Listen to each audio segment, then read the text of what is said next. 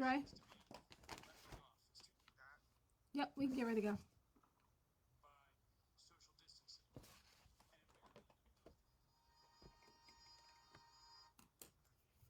Hmm. Welcome back to Today with Dr. K. I'm Dr. K. Wise Whitehead. That was from Governor Hogan's press conference today. Folks, there is a push here for every Marylander to do their part. To ask yourself the hard question, are you willing to do what it takes to stay healthy and stay alive? And they're not asking you to do much. At this point, it is real simple. It is just stay home. And while you're in your home, go ahead and wash your hands. Go ahead and isolate yourself if you get sick.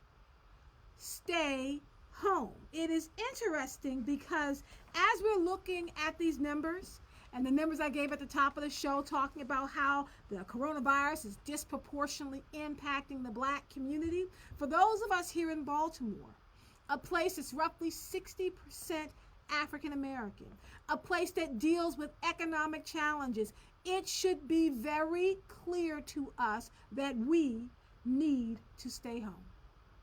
That means nothing. That means don't go out there talking just 2 weeks, folks. This is not forever. We're just trying to get to the peak. Now, don't call me and fuss with me and tell me that liquor stores have to stay open because right now that is an essential need and people need to get their liquor because they shouldn't have to go cold turkey. Okay, I gave on the liquor thing. That's fine. And then you want to push back and you want to tell me, no, we need Home Depot and Lowe's to stay open because maybe it's planting flowers that will keep somebody from being depressed. And maybe it's working on remodeling that bathroom that will give that person peace. Okay, so now we're talking about Home Depot and Lowe's. You got to keep the grocery stores open. You need the check cashing places open. You got to keep the post offices open. I'm saying at this point, what you're saying is just open everything. We cannot leave it to people to make their decision on this. That might sound harsh. We've tried that. And what we saw is that places are now more packed than ever. The grocery store was never a trip that people would take for fun. It is now. You have workers at the grocery store saying, can you please go home? 410-319-8888. I want to remind you of the coronavirus symptoms. We've been talking a lot about how we should protect ourselves, how we should track what's happening. Well, there are now more coronavirus symptoms than before. Remember, scientists, doctors, and nurses are finding out about this virus in real time. And so what might have been yesterday isn't necessarily what it's going to be tomorrow. Because as more people die and as more people recover and as more people test positive and negative, more information, more data is being collected. Here's some of the symptoms, and then I'm going to go to my interview with Delegate Nick Mosby because I do want you to be able to hear what is going on. I have that interview with him where he sat down and talked about the numbers. We have a clip of Chris Cuomo and what he is talking about. We got clips from Dr. Fauci about what normal actually looks like. So we have a lot of clips for you and information for you, even what's happening here in Baltimore City.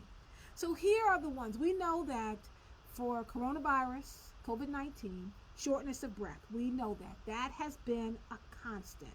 And do note, shortness of breath is not an early symptom of COVID-19, but it is the most serious. If you can't breathe, you need to, as quickly as possible, call your local urgent care, the emergency department, your healthcare provider. But if your lips are getting that bluish tint, if your fingertips are getting that bluish tint, it means you're not getting in enough air. You need to act quickly.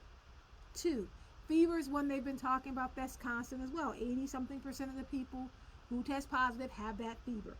100.3 degrees and higher. Now, because some people can have a core body temperature lower or higher than the typical 98.6 degrees, they said don't fixate on that number. What you want is you want that fever. 100.3, 100.4 and higher. That is one of the early telltale signs of the novel coronavirus. 3 is a dry cough. And that's not a tickle in your throat, not just clearing your throat or irritation. It is a dry, deep cough that you feel in your chest. Those are the three that have been constant.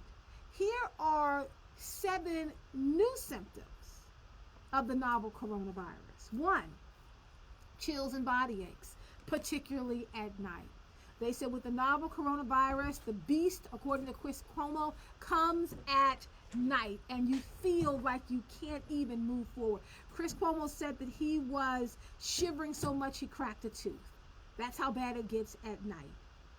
Here's another one, sudden confusion. The CDC says a sudden confusion or an inability to wake up and be alert is also a serious sign that emergency care may be needed. Folks, the confusion is something that Chris Cuomo said when he thought he was having a conversation with his father, and he saw his brother, Governor Cuomo, in a ballerina outfit. Like he was having hallucinations, confusion. Here's a third one, because these are 7 new symptoms of novel coronavirus. 3 is digestive issues. They said there are milder cases in which the initial symptoms were things like diarrhea, often without fever, nausea, these respiratory issues. So if you come down with a sudden case of diarrhea, that's the time to start tracking what's going on with you. It doesn't mean you have to go in, but you need to start tracking your symptoms. Here's a 4th one. This one got me. Pink eye. Research from China and South Korea and other parts of the world indicate that about 1 to 3% of the people with COVID-19 had conjunctivitis. You know that pink eye? That's a virus, the inflammation of the thin, transparent layer of tissue. So if you all of a sudden come down with pink eye, that's the time to start tracking your symptoms. Now, when your child was going to daycare and elementary school, pink eye, runs rampant in those environments. Your kids have been home. So if all of a sudden you break out with pink eye, you gotta start tracking your symptoms. Here's a 5th one, loss of smell and taste. They've been finding that out a lot in mild to moderate cases of coronavirus. A loss of smell and taste is now emerging as one of the unusual early signs of COVID-19. Here's a 6th one, fatigue. The World Health Organization found that nearly 40% of the nearly 6,000 people with laboratory confirmed cases of COVID-19 had experienced extreme fatigue, where walking across the room is hard for you. It's not that it's hard to breathe, you just don't have the strength to do it. And here's the final one, and this has 3 of them kind of combined. Headache, sore throat, congestion. The World Health Organization report also found that nearly 14% of almost 6,000 cases of COVID-19 in China had symptoms of headache and sore throat, while almost 5% had nasal congestion. You know what, folks, when I shared this list with my sons and my husband, what we realized, you're talking about everything. Everything that could be a part of a cold or a flu or allergies could all be potential symptoms of the novel coronavirus, which means you gotta stay home. Because at this point, nausea, fatigue, diarrhea, congestion, fatigue, diarrhea, congestion, fatigue, diarrhea, congestion. Like, you just keep adding these things on. Fatigue is now a symptom of the novel coronavirus. Diarrhea, nausea, congestion, things that in the beginning they told us were not. That's what I'm saying. As they are discovering this in real time, they're giving us more information in real time. Let me give you the Maryland numbers, and then I want to go to this clip of what's happening in Baltimore from Fox 45 about how some people in Baltimore are not taking the precautions. In Maryland, the number of confirmed cases right now stands at 4,371. Negative test results, 27,256. Unfortunately, and this is as of 2:30, 103 people have died in Maryland from the novel coronavirus. We have 1,106 people who are hospitalized, and we have released 288 people from isolation. Our concern is what the governor is saying, that if we don't act now, the next big hotspot will be DC, Maryland, Virginia, DMV. Total deaths worldwide, is 81,015. Folks, we're almost at this point. We're going to get to 100,000 deaths. 81,015 people have died as of 2:30 today. Total recoveries 300,740. Take some comfort in that. That 300,740 people have recovered from the novel coronavirus. Worldwide right now, 1.4 million people have the novel coronavirus, have tested positive. Out of that number, because we want to give you some hope here, out of that number of 1.4 million, 980,849 of those people, that's 95%, are in mild condition. 47,834 people, this is just 5% of the people are in serious or critical condition. 381,755 cases that had a major outcome. The percentages, folks, are very low.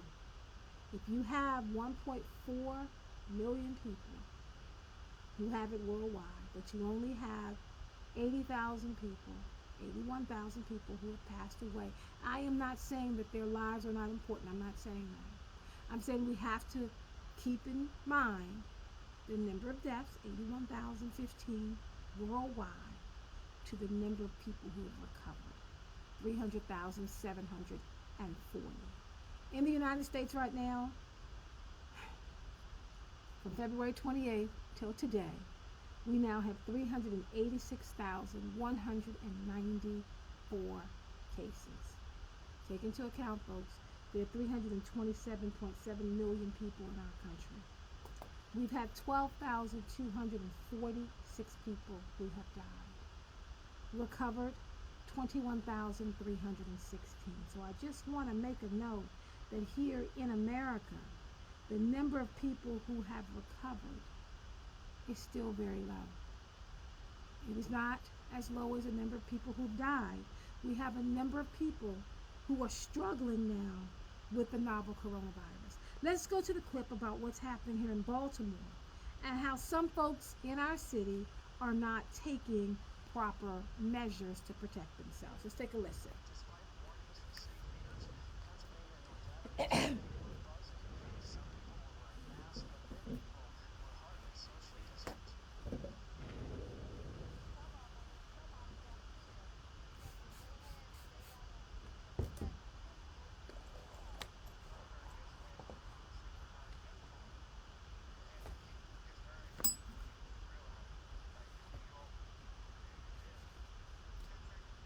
Okay.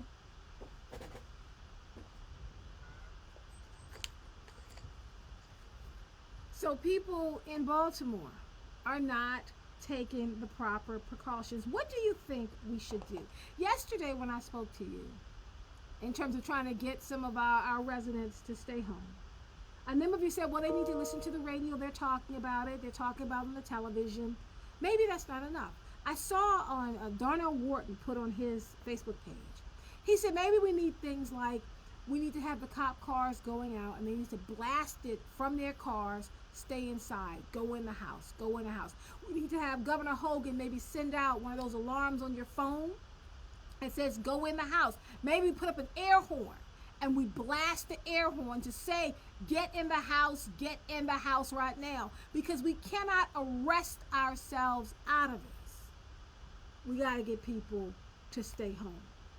They're also looking at a Google survey, kind of putting that on your phone that can track whether or not you are practicing social distancing. Folks, this is the level we're at now. We're now doing the advanced stage of mitigation. Let me get some calls in here. I have Bobby on the phone from Baltimore County. Bobby, how are you? I'm doing well, thank you.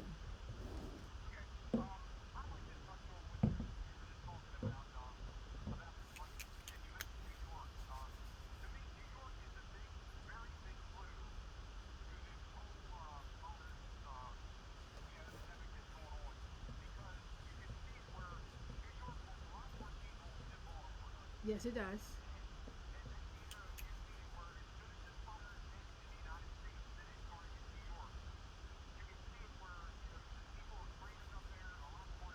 Right.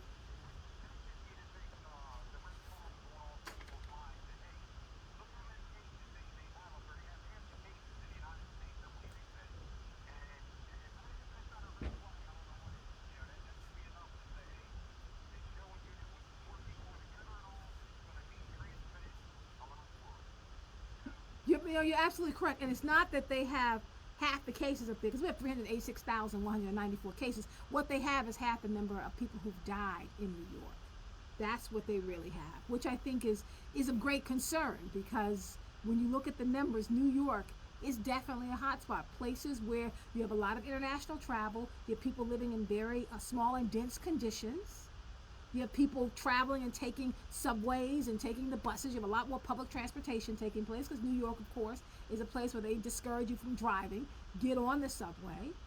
And also the ways in which they acted to shut things down. It seems like Maryland, with Governor Hogan, acted very quickly to shut things down.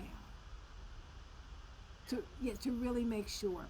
All right, thank you so much. I appreciate you. We have Ralph on the phone from Baltimore. Ralph, how are you? I'm doing well, thank you.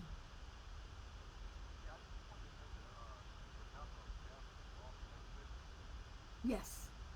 You want to know the number of deaths in Baltimore City? Oh, okay, no problem. We will get that for you. We have here in Baltimore City 9 people have died, and we have 459 people who have tested positive. Yes. No problem. Thank you. I'll add to that, just so you'll know, with PG County, 1,020 people have tested positive. PG County has 3 times as many deaths as Baltimore City. There are 26 people who have died of a novel coronavirus in PG County. Montgomery County is at 871 with 21 deaths. Baltimore County is at 652 with 11 deaths. And then it continues from there with Baltimore City, 459, 9 deaths.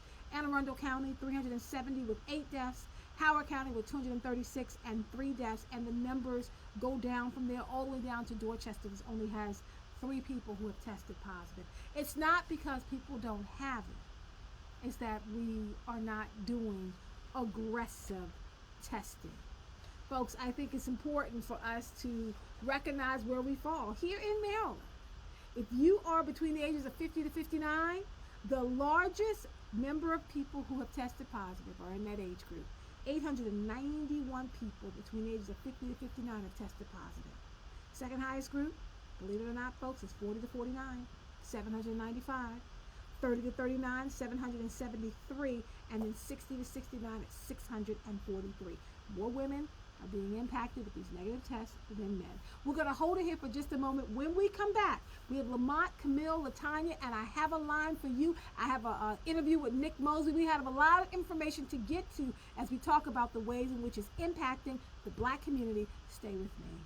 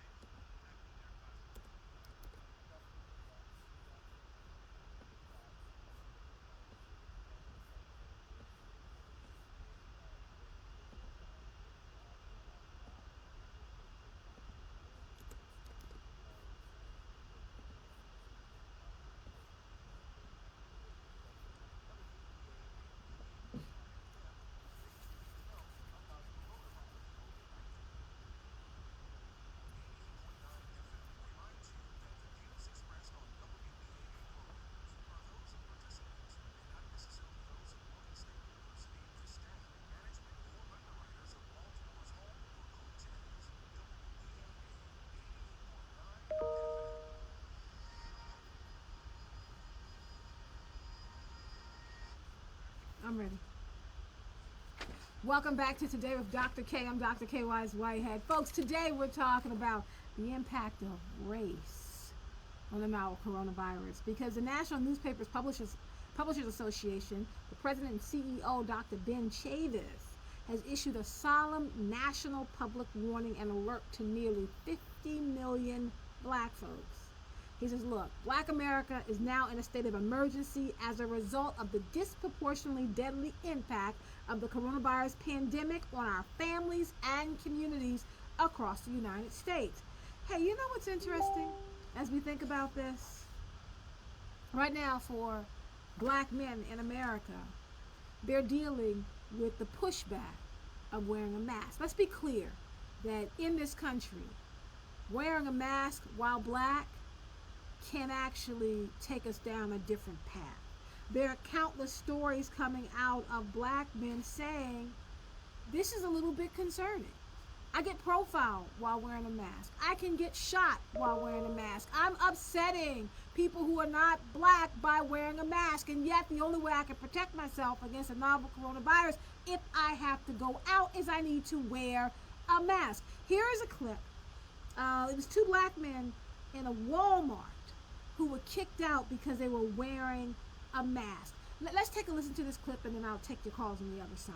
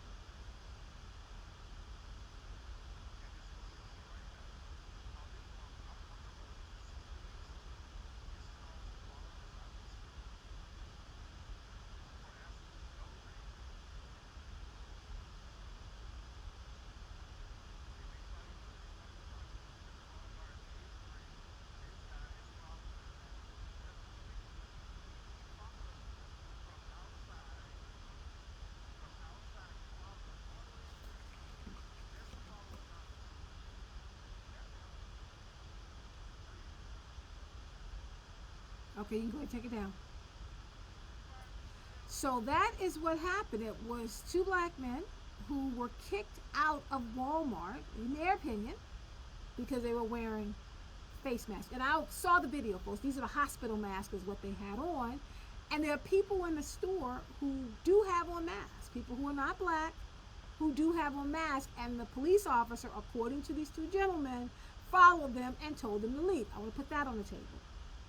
So now we have Black America being in a state of emergency because of the impact of the novel coronavirus on our community. So we need to wear masks if we have to go out. Number two, you have black men getting kicked out of a Walmart, but you have a number of black men who are tweeting out around the country about their very real fear about wearing a mask as a black man out in public, and how that might lead to another result. So you don't get the novel coronavirus, but you get profiled, you get shot, you get arrested, which is a very real fear. Let's talk about racism in America. This is not new information.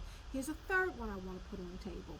Councilman Brandon Scott put out a statement following a disturbing video of a Baltimore police officer. Folks, I saw the video. We cannot play it because the language is so graphic, but a white Baltimore police officer is walking through a public housing complex, and they're videotaping him, and they're saying, oh, here comes Officer Friendly, and they're making, jokes about him. He begins coughing in their direction and coughs by them. They're following the camera and coughs on down. Like he's coughing out through this public housing community. So City Council President Brandon Scott saw the video, as did I. He's forwarded it on to Commissioner Harrison for investigation and action. So now you have this real fear that people are using the novel coronavirus to scare you. Don't come near me, I might cough on you. You have the white woman at another Walmart spitting on the workers. And she says, oh, I have coronavirus, so she spits on them. So this idea of how it's now being used as a weapon with that video, and like I said, you can go online and find it. It's very graphic, but it's here in Baltimore City. The officer track him down, find him, fire him. Done. Black guys at Walmart, Walmart can step in. Done. The national state of emergency of black folks, we got to wrestle with that because that's not done. Here's the other piece I want to put down just as we're thinking about what we're doing.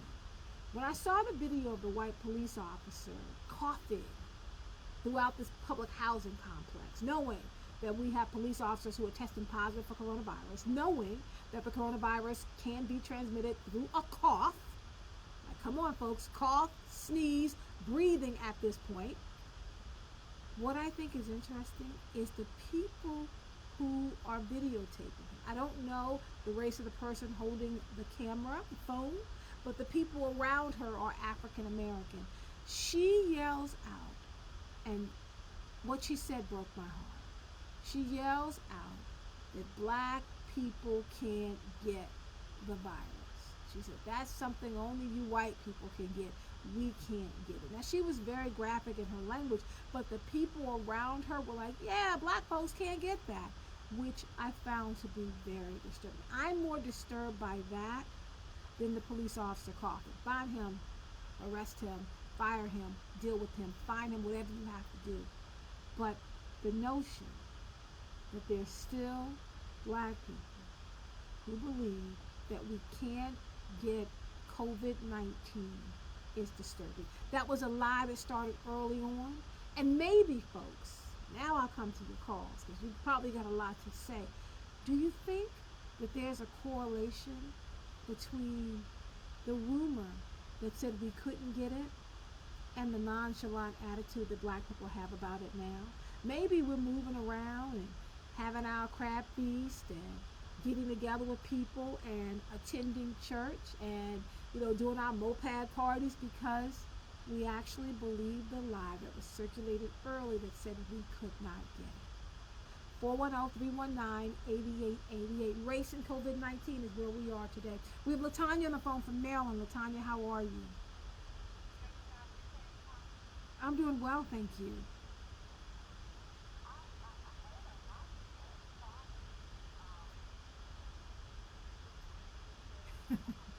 Yes.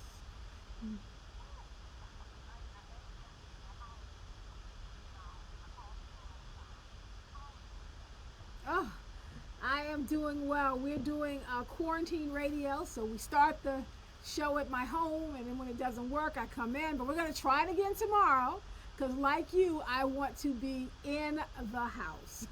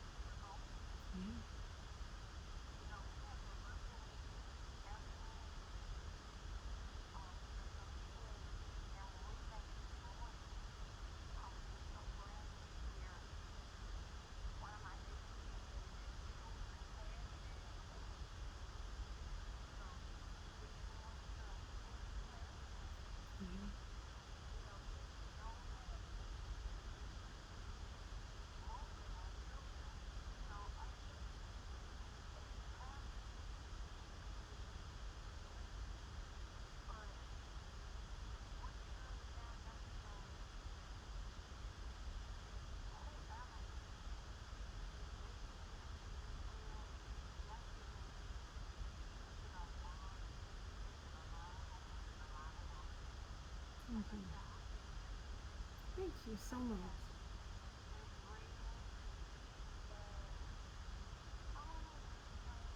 Thank you.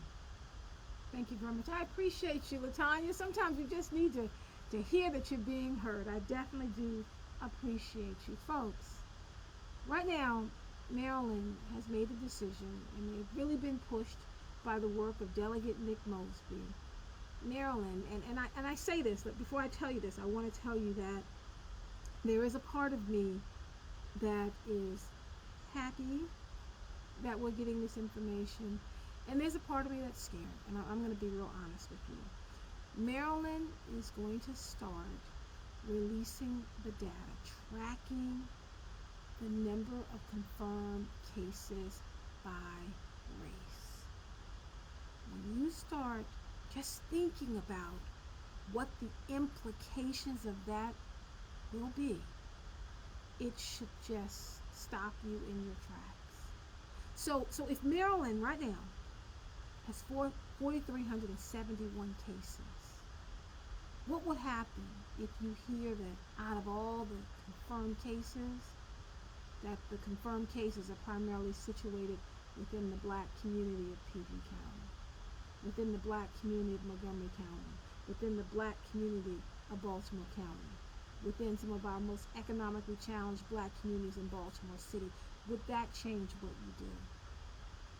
If Maryland released the data and they connected it to zip codes, if you lived in 21214 or 21216 and you found that you had a ton of cases in your community, wouldn't that move you to act?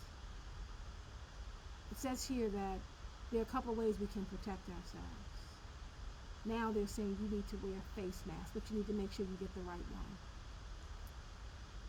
Wear a face mask. I cannot urge you more, but you need to cover yourself when you're leaving your home. You need to stay away from people. They said 6 feet first, now they're saying 27 feet. Stay away from people. You need to stay out of the spaces that are considered to be super spreaders. Super spreaders are these tight spaces where everybody's on top of each other, breathing the same air, sneezing, coughing, moving. Super spreaders are grocery stores. Super spreaders is your Home Depot. Super spreader is getting your beer down at the bar, even though everyone's standing outside. They're on top of each other as they're standing in line. Stay out of those spaces. Not forever, but for the next 2 weeks. You should have enough groceries right now, and I know that's a class distinction. If you don't take this the wrong way. Stop using Giant as a family trip. Designate one person of your home, just one person, to leave, because that one person needs to get in where they have to go and get back. I'm the designated tribute for my household. When I go out, I'm in my mask. On top of my mask, I have a balaclava, which is like another face mask. I have my gloves on. I go out, I come back in. When I come back in, I have to call my family. Folks, listen to this. I have to call my family before I get there. What they do is when I come up on the porch, I cannot touch anything. Not the doorknob, not the mailbox, nothing. They open the door for me, the screen door and the front door. I come in, I have to leave my shoes and my bags on a little piece at our door, because you can get the COVID-19 on your shoes. You're concerned about tracking that through the house. I go straight from the door into the bathroom. There's a bag for me in the bathroom. I take my clothes off, my clothes go into the bag, and I go into the shower. And once I've showered, I come out, the bag, I make sure the bag is tied up. I take that bag, once I've showered, clean fresh clothes, that bag goes downstairs into the washroom, and those clothes get dumped into the washer machine, and they get washed in hot water with detergent. And once I do that, and I go back upstairs, so we have a whole thing. I go, settle myself down, and then we got to decide what space I'm going to be in. Because if I'm a vector, and I have picked up something while I was out, I could potentially bring it back home and infect my entire household. I'm in my vitamins, I'm in my airborne, taking my temperature. And we mark on our calendar, when someone leaves the house, which is me, we mark it. because we got to track the next 14 days. Every time I leave the house, the 14 days start again. 410-319-8888. Camille's on the phone from Baltimore. Camille, how are you? Camille, are you with us? All right, we seem to have lost Camille. Hold on one second, Camille. We'll go to Charles from Greenstown. Charles, how are you? I'm doing well, thank you.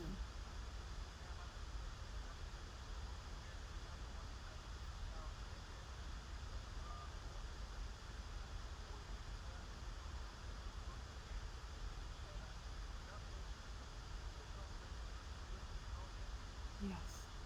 Oh, yeah.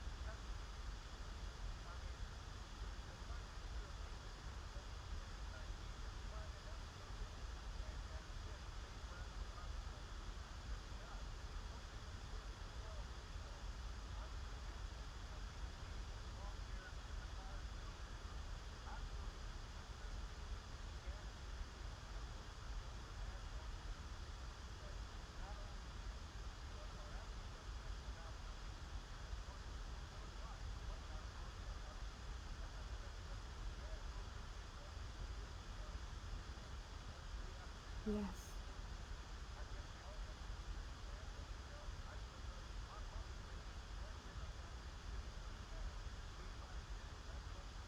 Yes, you're absolutely right. Thank you so much. Hey, folks, you know what I've been getting? People are telling me that people are now over on the governor's page here in Maryland talking about Easter Sunday, that they're planning a big old family celebration, but for any people not to worry because it's only going to be less than 10 people there. Hey, you know what? You only need one person to come in with the novel coronavirus and they can infect everyone. At this point, folks, you should only be around the people that are already in your household. And if you have someone in your household who's elderly, then you need to take extra special precaution. 410-319-8888. Kenneth from Clinton, Maryland, how are you? Kenneth, are you with us? Yes, I can hear you. Yes, we're doing well. Thank you so much, Kenneth.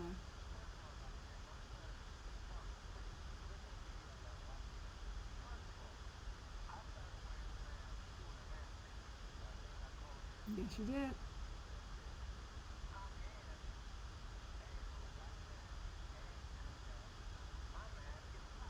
Mm.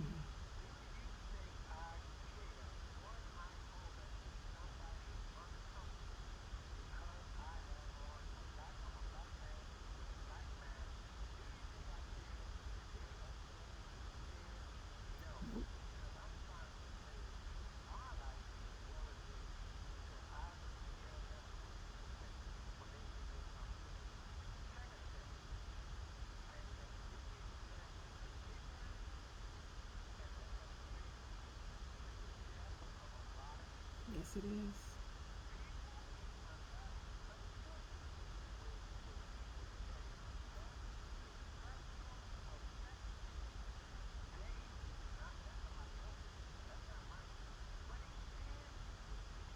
Yes, it can.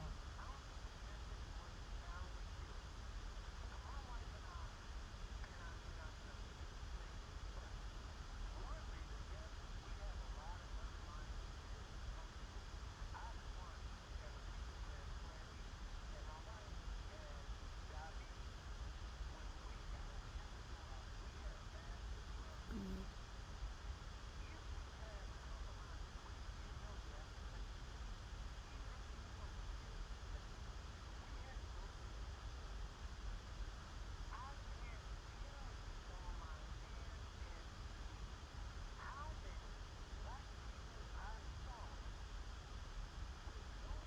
Yep. Nope. I'm telling you. Come on. Come on. Now, now I gotta stop you there, Kenneth. I'm so sorry. They tell me I have to take a hard break. Hey, folks, you know who has a mask on? To add to what Kenneth said, Governor Hogan's wearing a mask. All his people are wearing a mask. You know what? Don't look at 45. Look at the head of Maryland. Wear a mask. Cover yourself. Wear a mask and stay in the house. 410-319-8888. We'll talk on the other side of the break, folks.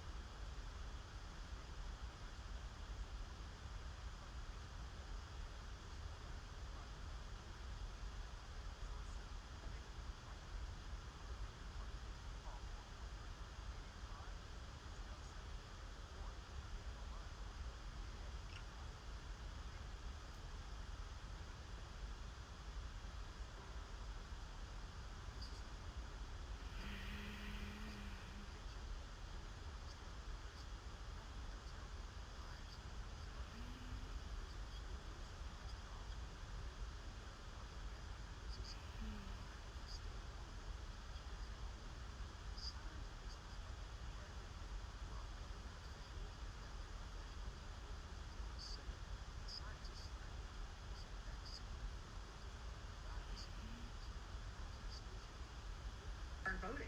And you can't say that we have to clean up. The only ways you can have an ID and vote in your state.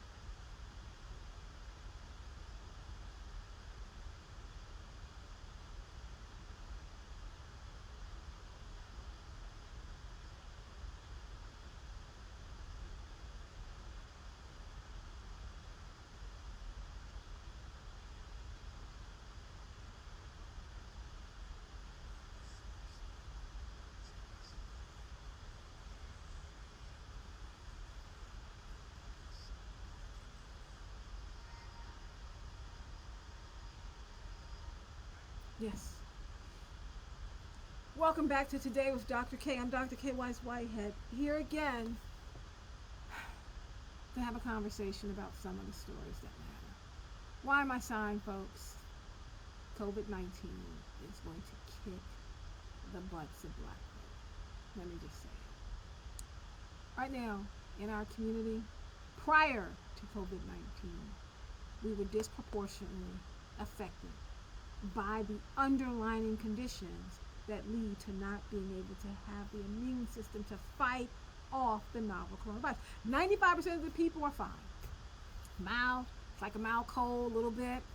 You know, even if it gets as bad as Baynard Woods talked about, the fact that he's 3 weeks in on the survival, he's on his way to survival. He's at 70%, but he's moving towards getting to 100%. Right? It's a process. We look at Chris Cuomo, who has an underlying condition, but he is moving forward. Chris Cuomo said a few things, and I'm going to come to my callers, which I thought was very interesting. Chris Cuomo said that if you get the novel coronavirus, everything in you is going to want to lay down and curl up in a ball. He said you have to fight not to do that. The novel coronavirus is counting on you to give up, to get in bed, to put your blankets on, to put your head underneath your pillow, and to give up. You gotta fight. He said you gotta force yourself to get up. You gotta force yourself to walk around. You gotta force yourself to take deep breaths, even if it hurts. Because you have got to work to get air into your lungs. He said you gotta get that Tylenol and fight that temperature.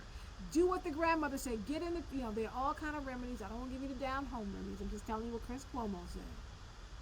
Because he's going through coronavirus at this moment. I urge you to go on and take a look at some of the things he says, because then he has Dr. Sanjay Gupta, who's a doctor who's actually involved in a lot of this research, backing him up. You gotta fight. But you know what Chris Cuomo said? He said the best way to fight against the novel coronavirus is to not get it. Isn't that simple? Like the best way is just don't get it. How do you not get it? You go home. And if you have to go out like I'm out now, then you put your mask on. I'm double masked up. You put your gloves on. You come into the house, you get all the dirty clothes, assume your clothes are infected, put them off at the door, go straight to the bathroom, put them in a bag, go take a shower, and then spend a little time away from your family. I don't get up underneath my family while I'm going through this because I could be a vector. I don't want to bring it back home. We have Georgia on the phone. Georgia's a new caller from Louisiana. Georgia, how are you? Welcome to the family.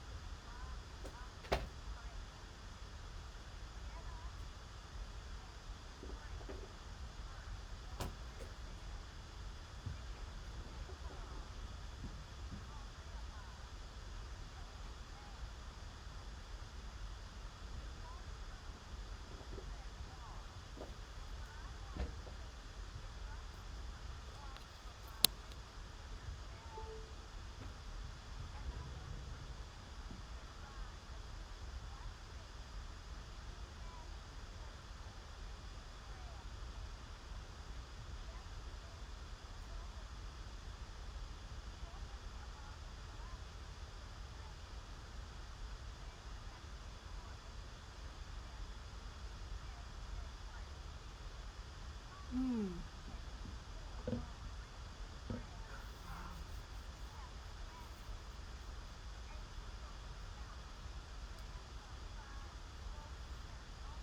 Wow. Come on.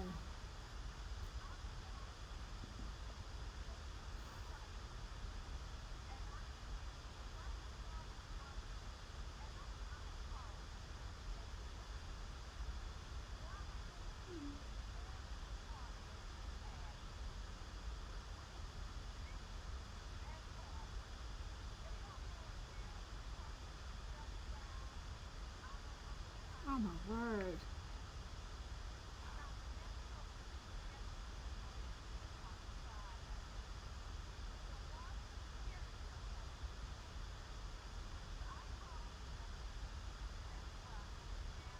Right.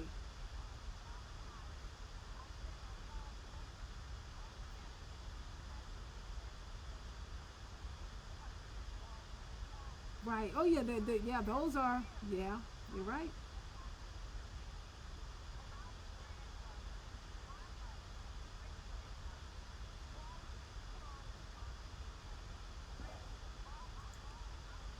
Yeah. You should.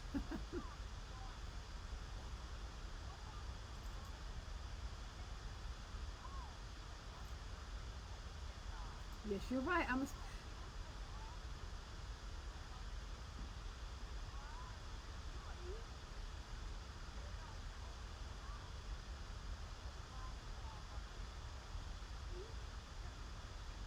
It is. I'm gonna stop you there. 2 weeks is all we're asking for. Okay, I'm gonna stop you there, and you were absolutely correct, folks. Why are they asking for 2 weeks and not 3 weeks, not a month, not a year? 2 weeks because we are getting ready to hit that peak. If we continue to practice the radical social distancing, what we are expected to do is keep the numbers down. So what does that mean? What it means is that it's pretty clear a lot of people are going to be impacted by the novel coronavirus. What they're trying to do is they're trying to set up a situation to keep you alive. Because if our hospitals overcrowded, if our hospitals are overloaded, if our hospitals don't have the capacity to allow one more person in need of a ventilator in there, then we're going to start seeing the body count go up. We want to keep the people in the hospital, we want to keep that number low. And what you can do by staying in the house is making sure you are neither infected nor, if you are, I'm sorry, you don't infect other people. I'm sorry because you don't know how your body is going to respond. We have some other callers here. Let's just go to caller number one, Justina. Hello, how are you? Welcome to the family. I'm doing well, thank you.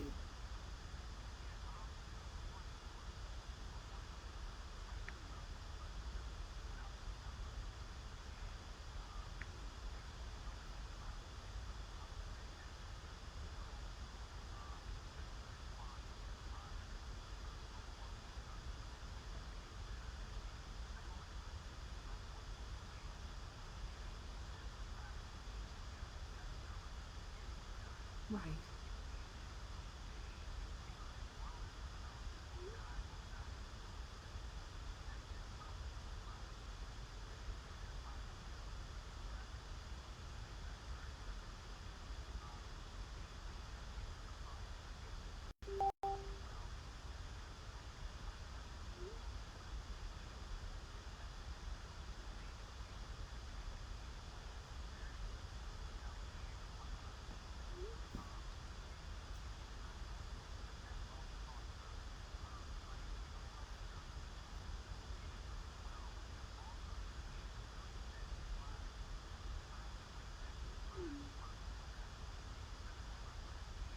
Yep.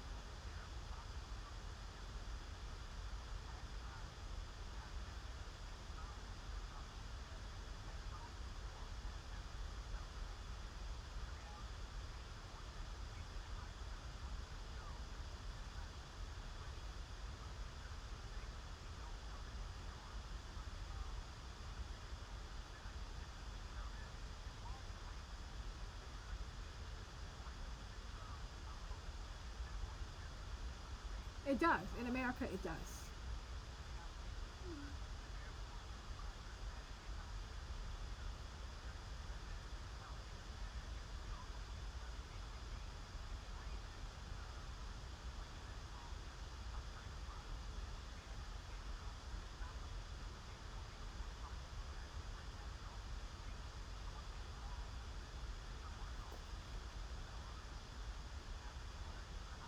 It's Louisiana, it's Milwaukee, it's Illinois, it's Chicago, and it's Michigan. There are a number of places that are tracking it, and very shortly it will be Maryland because the governor just said he's gonna release the data as well.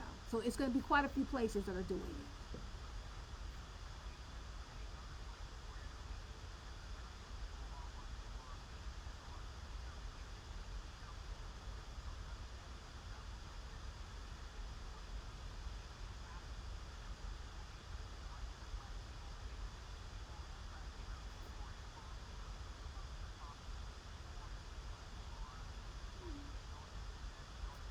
Okay, I gotta stop you there. Thank you so much, Lamont. I appreciate you. Hey, folks, here's what we're doing here.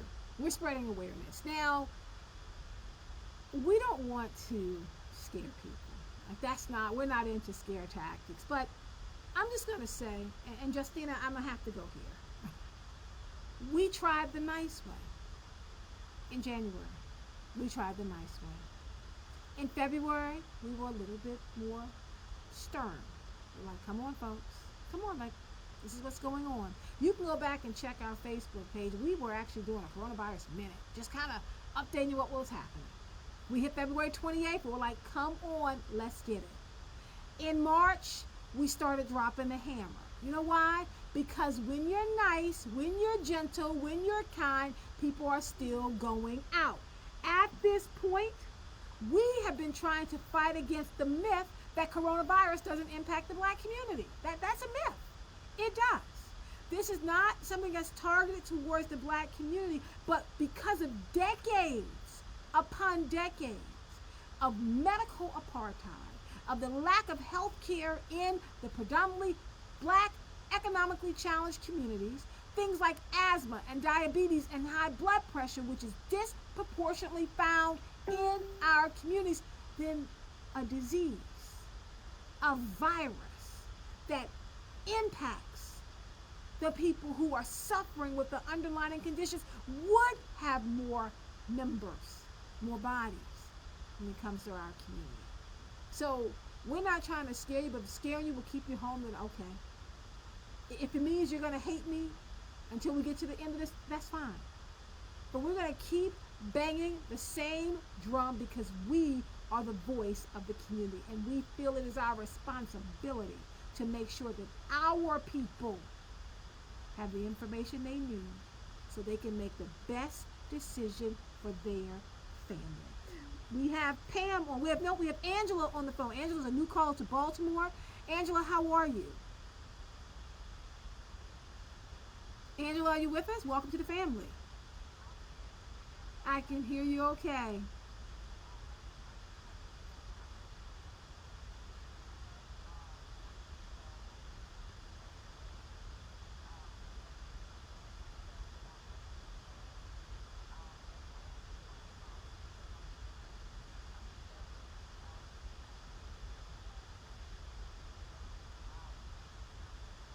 Yeah.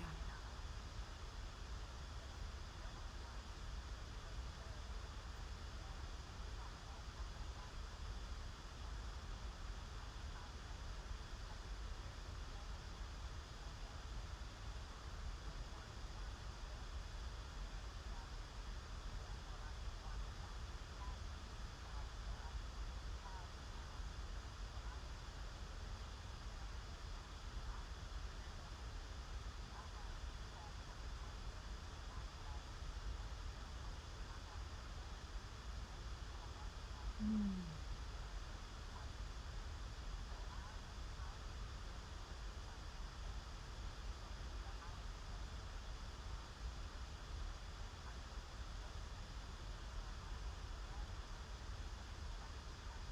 Right. Right.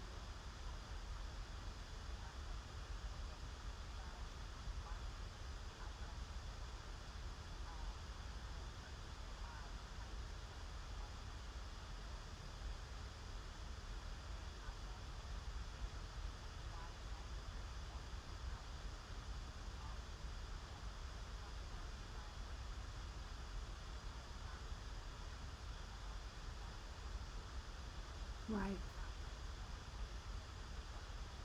Thank you so much. Hey, folks, it's real.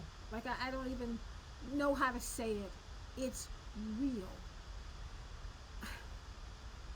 The novel coronavirus is a new virus. It's the seventh version of this coronavirus. They call it COVID-19 because coronaviruses have been with us for a while. Coronavirus talk about these animal to human transmission of viruses. That's why you look on the bottle of your Lysol, you're like, oh, coronavirus has been here. It has.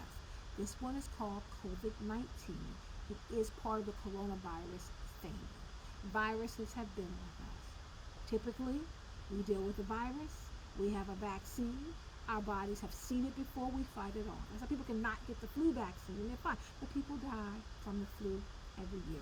This particular coronavirus, the reason why they call it a novel coronavirus is because it's brand spanking new and our bodies don't know what to do with it. We don't know how to respond. So in some people, you're going to get it. You're going to get a mild cold and you're going to be fine.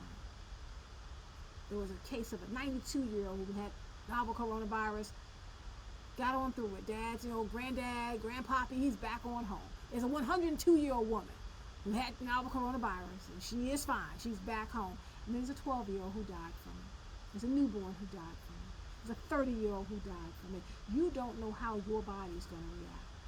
You might be one of the ones who have a mild cold. You might be one of the ones who don't have any symptoms at all, and you're carrying it out as a vector. You might be one of the ones who has to go to the hospital for breathing treatments. You don't know how your body's going to respond because you actually don't know whether or not you have an underlying condition. Hello. People are finding out they have underlying conditions. A 26-year-old soccer player died from a novel coronavirus because he had an underlying condition. He didn't know he had leukemia. Didn't know. So you don't know how your body's going to respond. So we're not trying to scare you, but if scaring you will keep you home, then fine. If scaring you will make your life more important than that crab cake run, then fine. If scaring you will be more important, you trying to redo your bathroom because you're in, quarantine, then fine. Because that's what we have to do. We have Pam on the phone from Maryland. Pam, how are you? We don't have Pam? All right, we have Venus on the phone from Pikesville. Venus, how are you? I'm doing well, thank you.